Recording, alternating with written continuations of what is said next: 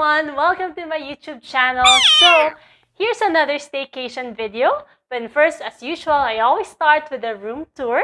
So here is a room tour of a hotel that's here in the heart of Bonifacio Global City.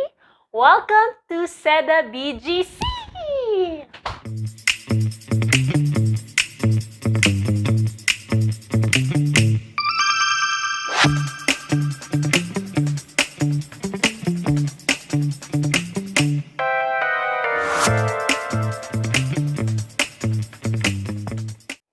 Okay guys, so Seda BGC is located here at Bonifacio Global City.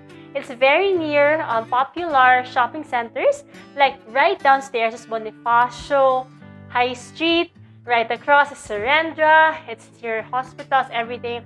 Anyway, it's totally got you covered with where you need to go. So I'm gonna give you a room tour of our suite. So let's start. When you enter here, you have your closet. So your closet, you can just hang whatever needs to be hung there.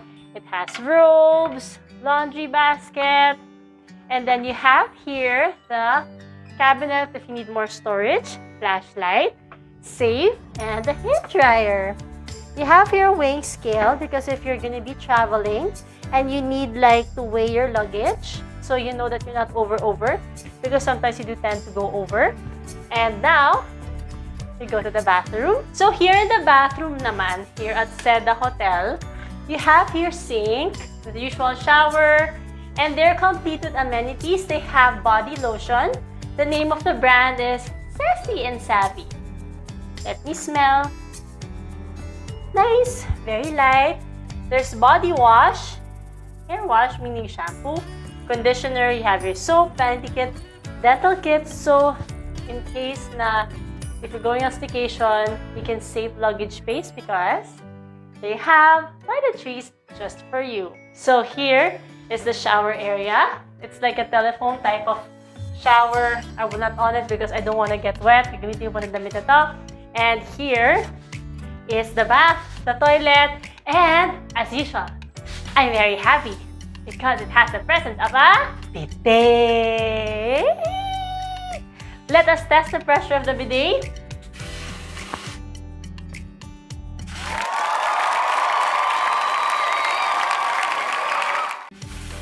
Okay, so it will not send me to outer space, which is good.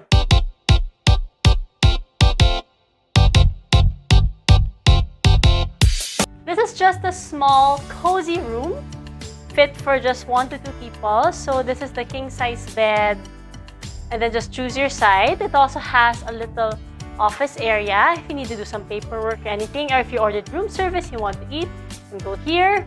TV. I doubt we'll be using TV things because pinunod ba ng TV?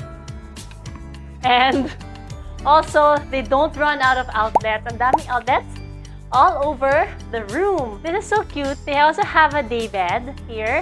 And then here, you can just like watch